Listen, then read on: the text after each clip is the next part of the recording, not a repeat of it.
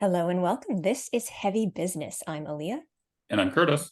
And we are here today with the marvelous Hans Platz of Feuerschwanz and The Hello, Dark Side of the everybody. Moon, Yeah. and many other projects in the past as well. Yeah. Hello, everybody. Thanks for the invitation.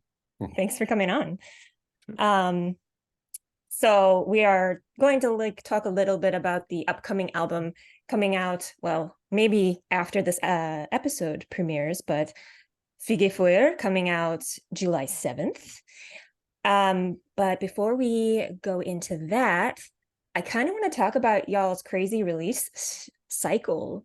You just released an album. You released albums in 2020 and 2021, and now you're coming out with another album. It's like a year and a half after the last one. Plus, you're in other projects that release albums alternatingly. So why and how are you maintaining this aggressive release strategy? Well, about the how, I'm not sure actually how we do it. But Yeah. So far it works somehow. Yeah. And then the creativity flows. So it's not a big problem to do. And yeah, we have those minor releases between the major releases. So Fegefeuer and Memento Mori was like a major release, and then we had some minor releases, some re-releases in between, and where we recorded some new cover songs. But yeah, it's quite a pace actually. And doing in between the other band, Dark Side of the Moon, and our singer band from Feuerschwanz also has another band, so we're we're quite busy doing music. Yeah. Yeah, I noticed this kind of archetype coming out, like where people in bands are in multiple very active bands. And is this kind of the way forward with being a full-time musician?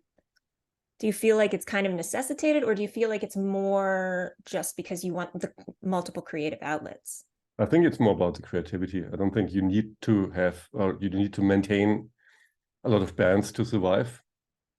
Maybe you do, some people do, but in my case, it's creativity, because I wanted to do something else together with Melissa, which you might know or not know. It started as a bet, Yeah. so but yeah, and then evolved from there. But it's basically because it's fun because I have fun doing it. If I wouldn't enjoy it, I wouldn't do it. So, but that's the main force, the main driving force to do it, and everything else, if it's successful or not, but if it's successful, it comes on top. So that's the nice icing on the cake. But in the first place, I'm doing it for me, like the side project, is because I want to do it. And at the beginning, I don't really care if other people will like it or not, because I'm doing it for me as an outlet. But even better if other people like it too. Yeah, I was just interviewing, and this episode might not air before or after. I'm not sure if it'll be before or after this one, but we did an interview with this cover artist, Adrian Baxter, who did all of the Halo Effect recent album covers, and he's done some Paradise Lost and some other big bands. But he has this perspective that art should come from a selfish place first. Mm-hmm. And I thought that was an interesting concept. So you're kind of expressing like the same thing too, and not necessarily the selfish, but like coming from within. Yeah, absolutely. I think otherwise it doesn't make sense. I think if you do it because you think you have to do it, or think that you do it this way because you might like it that way, then it won't work, I think. And I think art only works if you do it for yourself, and all the rest is coming automatically eventually. Of course, it's lots of hard work around it to make it successful, but the core of it, like painting or writing music or playing guitar, you have to do it because you want to do it, and not because you want to be paid or become successful or whatever, Yeah, it's a pretty exhausting industry to do it for those reasons anyway. Yeah, exactly. There are better ways or easier ways to get rich or whatever. Yeah. But speaking of having a good time and doing things that are fun, I know Feuerschwanz has an incredible live show. and performance. And that is something I think a lot of smaller and rising bands are lacking in or could develop further. What do you think are some of the most important elements of having a great live show? Well, I'm not sure if young bands don't do it, but in English, you distinguish between a show and a concert. You don't have that in German. In German, everything is a concert, you know. But in English, it has a reason, because it's a show, because people want to see something. If they want to see the other guy with the sneakers and the shirt and the blue jeans, and they just can go to the local supermarket and see those guys all the time. So you have to bring something on the stage, I think, to entertain people and to get a visual hook as well, you know. And yeah, a show is not just music, it's entertainment. And so the visual aspect is very important as well, I think. And that's a lot of people, especially when you're young and start out, forget. And you think, that's untrue to dress up, or no, I'm not wearing that stuff. And every day I wouldn't go out like that. But no, it's like a theater on stage, because you're on stage, you know, and you're putting up a show. And the name itself contains the meaning that you have to show something. And that's especially when I looked at myself. I think when I was younger, I was the same. Dressing up, no, that's not cool enough or whatever.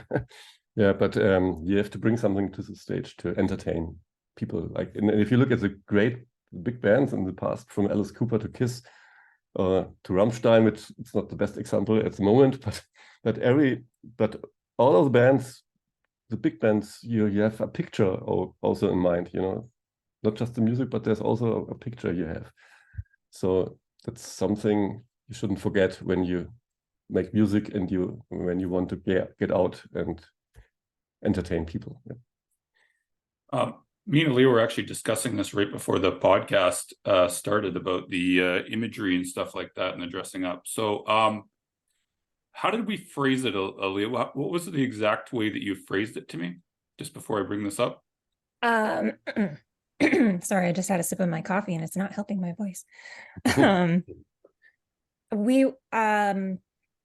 think what was said, because I was listening to the interview with Take the Tech, it was brought up that the idea of having like a more theatrical image was an American based idea, but it's kind of drifted away from that in America because it's not cool, you know.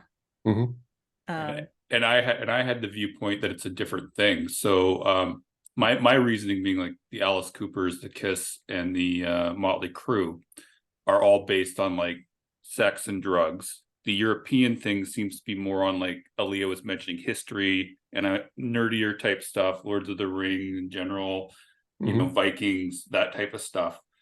So do you really think it's American based? Or Curtis is anti-Lord of the Rings. I am anti-Lord of the Rings, by the way. You guys are both going to gang up on me on this, I know it. But do you know what I mean? Do you really see that it's American? Because I see it as being separate personally, and to me that seems to be why a lot of the European symphonic bands don't always catch on quite as heavily over here as they do in Europe, because it's a different motif. Or am I insane in this thinking? You're the musician, so I want to hear your viewpoint on this. That's an interesting point of view. I never thought of that. I just had in mind, Kiss, Alice Cooper, they putting up a great show. Yeah. Just independent from the theme. But you're right, it's a lot about being a big rock star and sex and drugs and rock and roll. Yeah. Also, I don't know about Alice Cooper. Was Alice Cooper about sex and drugs? He was more the shock than anything. Yeah, it's like shock rocker, like cutting off heads and stuff like that. Right? Yeah. Would he go over well in Europe nowadays like that? I actually don't even know. I have no idea how it. Yeah. Well, I think it would have to evolve to 2020. I hope somehow. I hope. Maybe some chainsaws or laser guns or whatever. I don't know. Hey, that would be neat. I like that. But you're right. If you look at it, the European stuff is more about history, and it was a different theme. But still, I think if I think about it, you have the Broadway and all that stuff. You always combined music and show, which is to me more originally an American concept, I think. And if you look at the European music, you have all the classics like Bach and Beethoven originally, and all that kind of music came over from America to Europe after the war. True. You know, and yeah, and the metal music, yeah, it came over to Europe as well at a point. I think metal is at the moment in Europe, I'm not sure, but there seems to be more going on than in America. Yep. More bands. 100%. Yep. And being a show band is one part of metal. Obviously, there are other bands which don't put that much emphasis on putting up that great of a show, but still they're bringing lots of lights and everything and fire. So, yeah. One thing I just realized right after I said that too, Wardruna is big in North America still, and they have all those elements. So maybe I'm wrong. I could be wrong. That is one good example. And Leah, I'm surprised you never pointed that one out to me, but that's actually one band that is really successful over here. Well, there are a few bands that are very successful over here. But not like in Europe. Like you guys got, it seems to be like it's super big over there with the theatrical performances and stuff, or maybe it just appears that way, and I don't know. So since we are a business podcast, I wanted to ask you a question about this. So how do you kind of tie it in so that way you guys can still be profitable while still putting on that big of a show? Because I've seen bands talk about heavily going into debt due to doing stuff like that. I'm assuming you guys aren't. I hope you guys aren't in that position, but how do you kind of manage it so that way you have the best show that you possibly can without going heavily into debt? Like a lot of bands mess that up, it seems like. Yeah, I think in Feuerschwanz's case, I'm not in the band from the beginning. Fair. But it started slowly, I would say. Fair.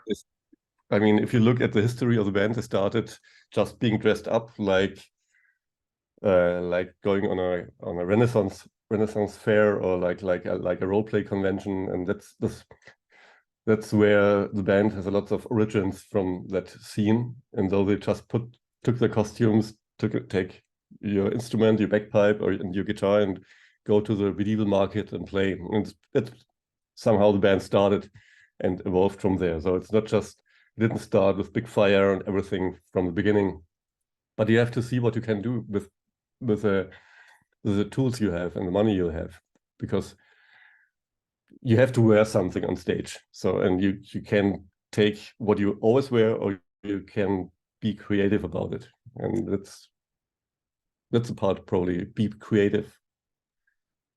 I get that. Yeah, it's a really good point. It's another creative outlet.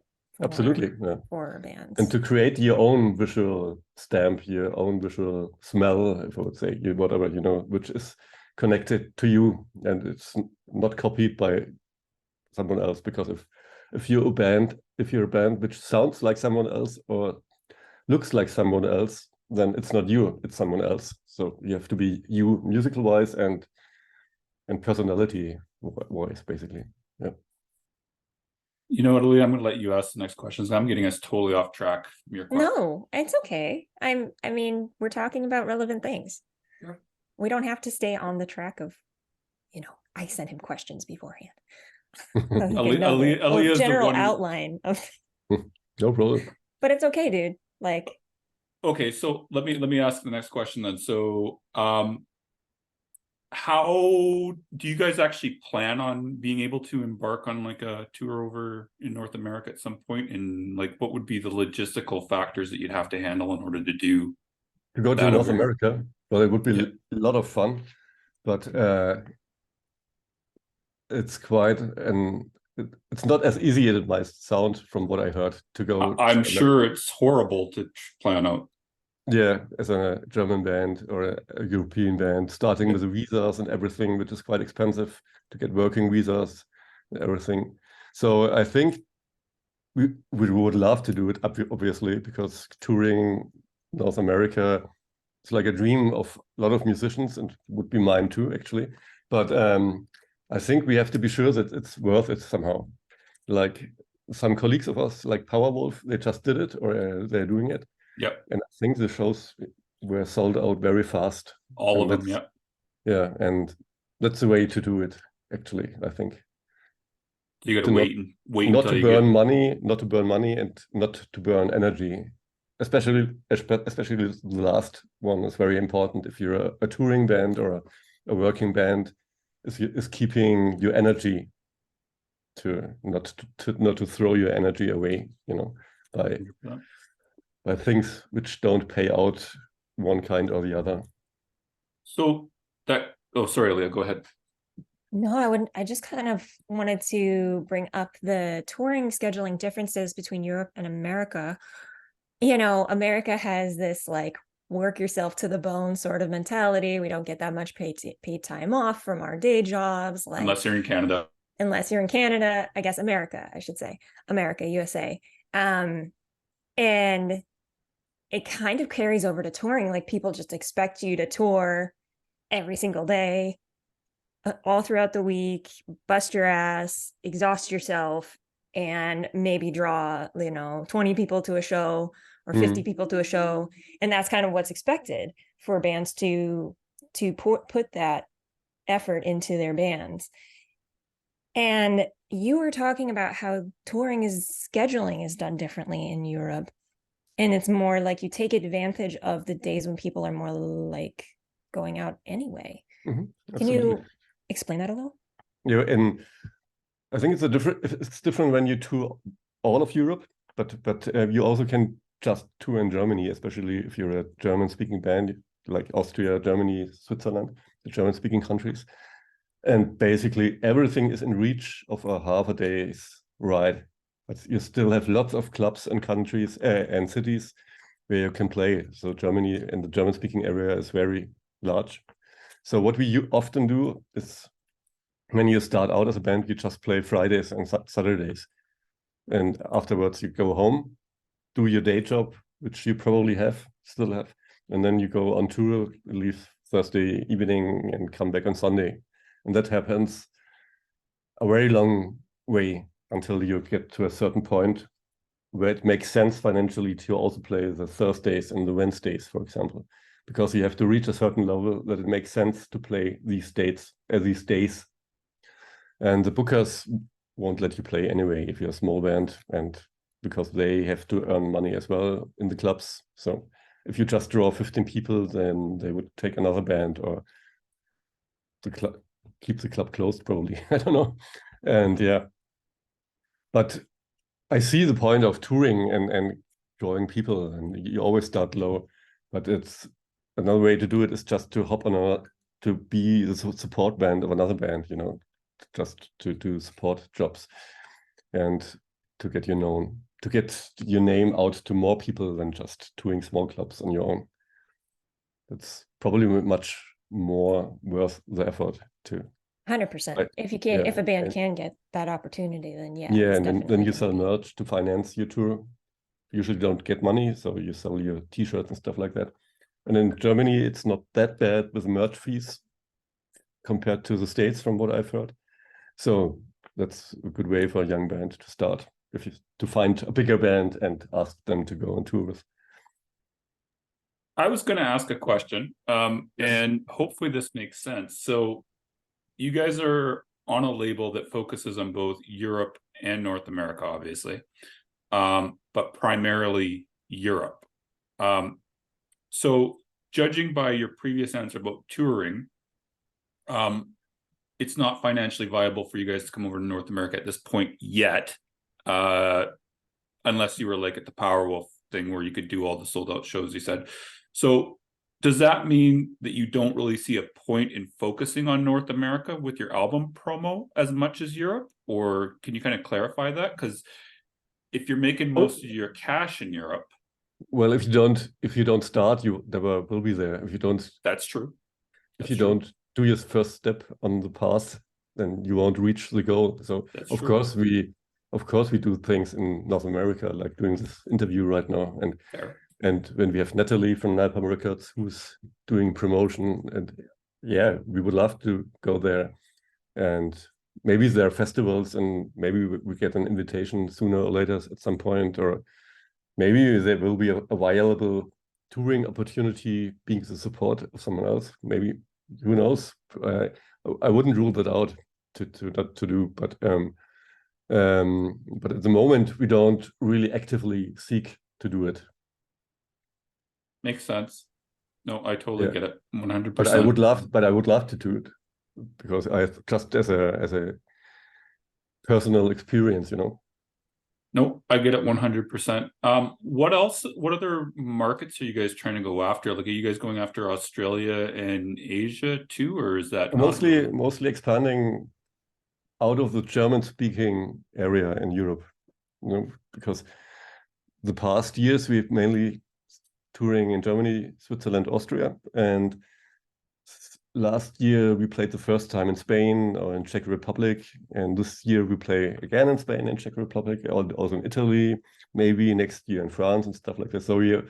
So since we're a German-speaking, a singing band, we were a long time tucked to our own country, you know, because being able to leave the German-speaking bubble, it's not that easy as it compared to English-speaking German metal bands. But having quite some success with the last studio album, which has been #1 in the German charts and sold quite well overall the whole year. That's awesome. That's some good. That helps to leave the German-speaking area in Europe, and I think that's, since you were asking about focusing about North America and stuff, I think that's the main focus at the moment, to expand in Europe, you know, maybe to go to England at one point, or to Scandinavia and stuff like that.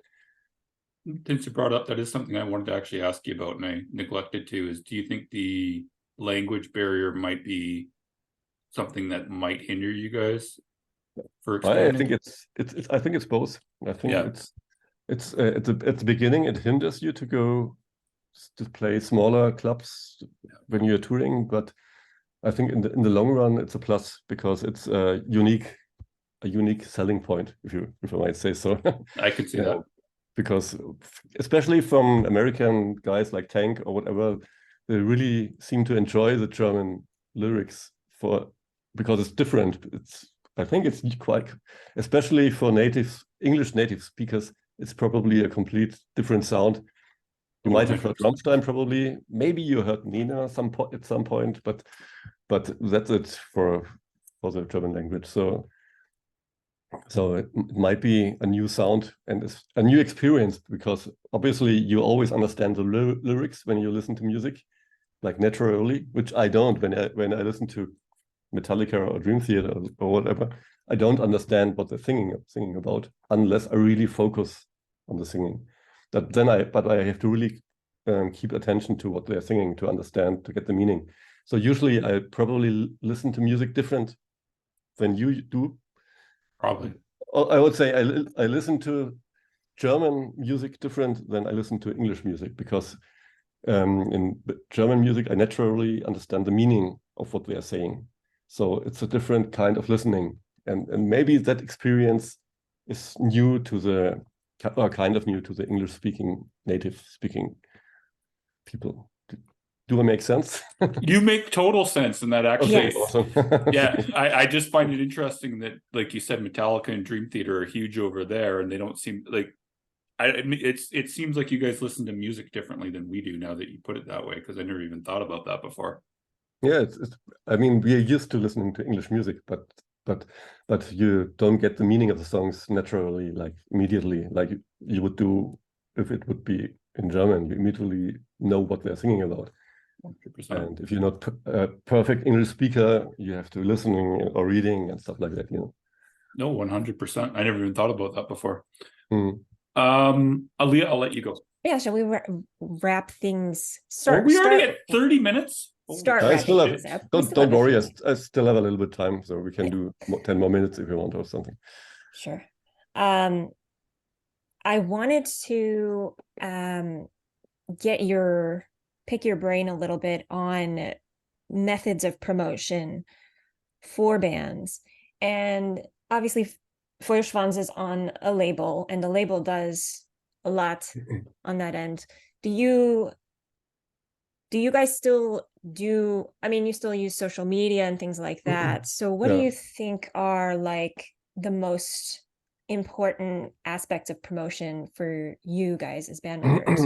The most important aspect is not to rely on the label, because you still, Interesting. yeah, you have to be, you have to still to be able. Obviously, they pay ads in magazines and stuff like that, but you still have to do your stuff and don't be lazy and, oh no, the label is doing everything, so I can lay back and don't do anything anymore. You still have to be super active, and especially in social media these days. And you don't have to forget that it's social media, not just media, it's social media. So especially in the private profiles, you have to connect somehow to people and answer messages and answer commands and stuff like that. And you have to be active. You do have to do photos, you have to do videos.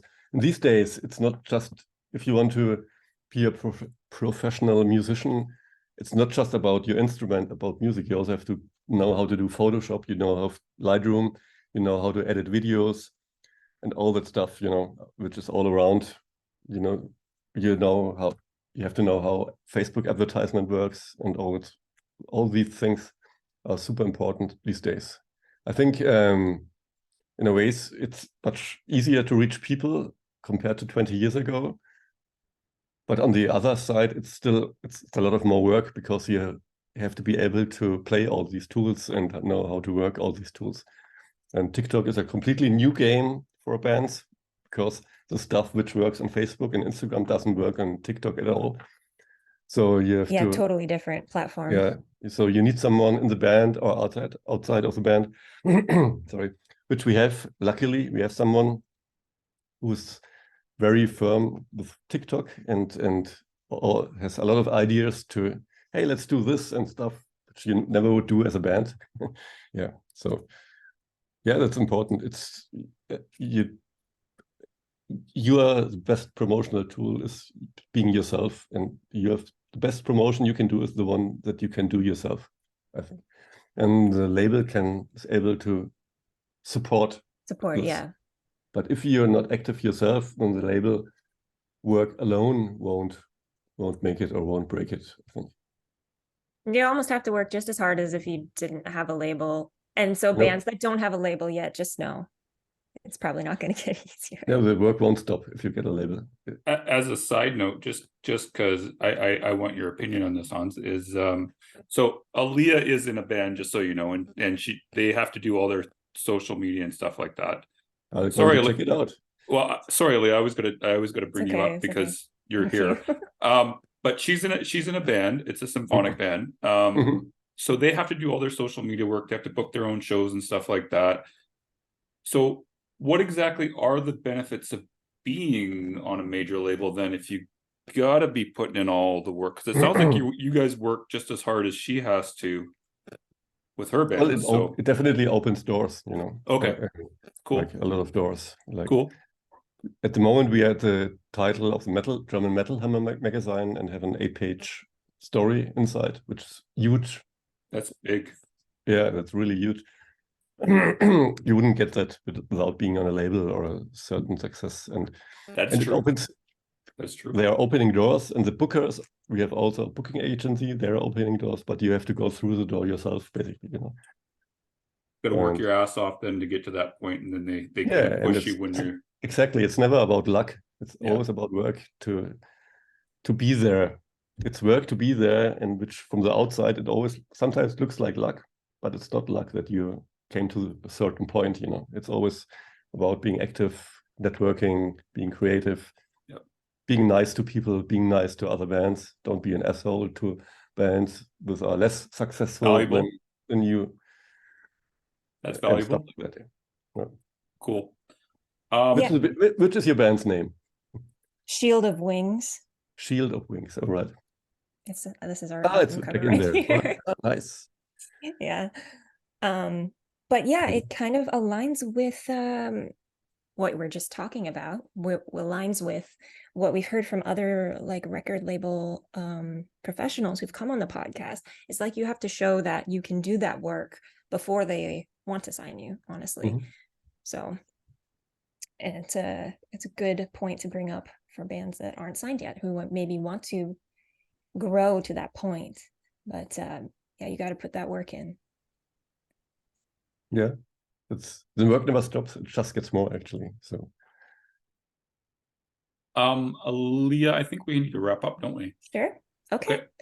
Let's dive in a little bit real quick about the upcoming album, Fegefeuer. Can you talk a little bit about how it's different from the last album and how you're growing as a band?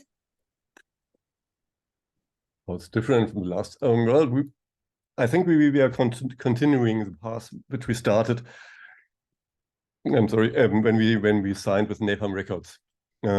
Before that, we have been on a smaller label, and it was more like fun folk with some electric distorted guitars. But since we changed to Napalm Records, we took the metal part in the music much more serious, and I think we went down further that path, but without. But we are still keeping our origins, like we having the flutes and the bagpipes and everything, and also taking some things not as serious, which other bands might take it. But yeah, like songs like Berserker Mode, I don't know if you have seen the video. It's more more a bit more chokingly, let's say, and yeah, we're having lots of lyrics about fantasy and about Dante's Inferno, like we already said. And the opening... Right, because you said that's what the album name stands for, or means, Purgatory. Purgatory, like, exactly. And there's a title track, also Purgatory, which I like very much, and it's about the circles of Dante's Inferno. And the opening track, Siegfried Dragon Slayer, don't you know the Siegfried saga? It's a very old northern Nordic saga, also from Germany. It's about a dragon slayer, about a guy who slayed a dragon and then bathes in the blood of the dragon afterwards to become invincible. But a leaf from a tree is falling on his back, and there's a small part which is not covered by blood, and eventually that's where he gets killed in the end by a spear hitting. The Achilles heel archetype. Yeah, exactly. And there's lots of women and dwarves, and there's a treasure and a ring, actually. And you were mentioning Lord of the Rings earlier, and Tolkien took some stuff from that saga and included it into Lord of the Rings. Yeah, and that's the title track. And yeah, we will have a video also to that song, which will be very cool. Awesome. Yeah, your music videos are always top notch visually. Thank you. And so I'm looking forward to seeing that one too. And the music video for Siegfried was the most exhausting we ever did, because we shot 2 days, I should say 2 nights. We started from dusk till dawn, really, from 6 in the evening to 6 in the morning, and then the other day again. That was crazy. Was it too hot or too cold? That's my question. No, it wasn't too cold, but it was very tiresome. Yeah. Because it's totally against your usual schedule and routine. So yeah, I had the last shot of the first day like at 5 in the morning. It was. Oh man, yeah. And yeah, it's a tough hour. Yeah, but the album was a lot of fun to do again, and we're really looking forward to having it out to the people, because you're doing such a lot of work to create all the songs and write the songs, and then you finally get you see how it's how people like it or not, and yeah, that's the most rewarding part, that people enjoy what you did the last year or whatever, how long it took. Yeah, I think there's a lot of truth to the statement that art is not fully realized until it is shared. Mm-hmm. So excellent. So I guess we'll wrap things up with what food item are you obsessed with? Any particular food items? Food items. Like I'm really into donuts, for example. Oh, donuts. Okay. I would say if I would have to choose something, I would say chocolate in any form. Chocolate. What kind of Yes. chocolate do you like? What kind of chocolate? Like the standard, like do you like dark chocolate, milk chocolate? milk chocolate. I would say milk chocolate. Okay. Yeah. I feel like Europe does milk chocolate way better than America does. Maybe. So, maybe. Like anytime we get imported chocolate, that's the And top for drinks, notch. I like coffee very much, actually. Oh, yes. I also like coffee a lot. I drink, do you take it black or do you like anything? No, mixed? I'm milk and sugar, actually. Milk and sugar. Very good. What about you? Classic. I usually drink it black. Oh yeah. I say milk and sugar is of the devil, so I'm not agreeing with you too. Sometimes I'll treat myself to, an espresso beverage with milk and sweetener. But for the day-to-day, I just drink black coffee. Nice. Well, this has been a very fun chat. Thank you again for coming on the podcast. Thank you for the invitation. This been really good to get your insights on the industry side of things and talk a little bit about your upcoming album. So everyone listening, thank you for listening. Hans, any final words? Thanks for the invitation, and hopefully you will enjoy our new videos and our new album, which will be out pretty soon, or maybe I don't know when the podcast is out. Probably it's already out, the album, but make sure to stream or download or buy whatever you can and watch the videos. And absolutely. Yeah, thank you. Thank you. And everyone listening, until next time, make like a bull and throw those horns up. Yes.